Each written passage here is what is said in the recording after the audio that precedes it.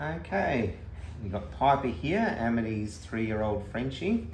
Now Piper unfortunately has developed a really nasty otitis externa or external ear infection that we're going to be taking him to the vet later this afternoon about. So as you can see, this is Piper's normal ear on the right, and then on the left, I'm not going to touch because it's very sensitive, it's extremely swollen.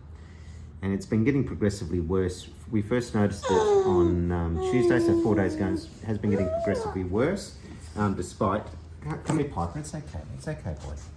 Despite me putting some leftover topical antibiotics that we had on it to see if it would help, and it hasn't been helping.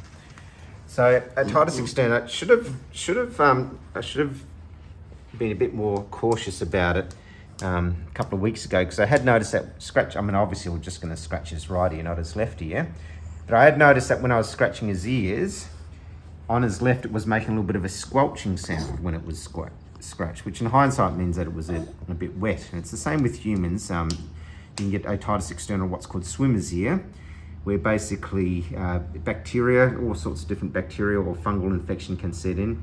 And once it sets in, it's actually quite difficult to treat. Unlike most infections, you're right there, Spency boy, you actually don't treat them with oral antibiotics, you do treat them with topical antibiotics initially.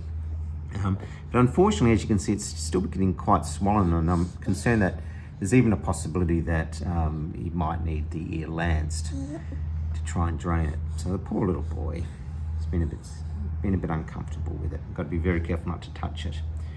Part of the problem too is that he still ends up scratching his ear, which greatly hurts him. So we may end up having to put a collar on him too to let the ear heal. See, Spency, poor Piper's ear. He's got a sore ear.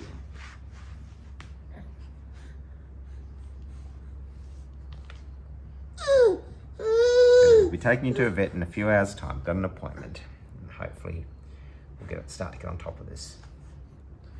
And Spency's busy biting my thumb. He's saying you need to look after the dog. Where's Piper going today?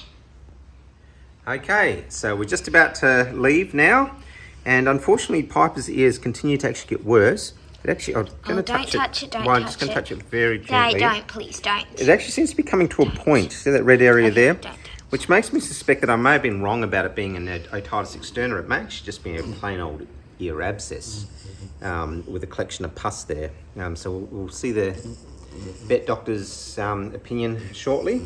And if it is an abscess, the poor dog's probably going to need to have that lanced, like put a scalpel on there to help drain out the pus.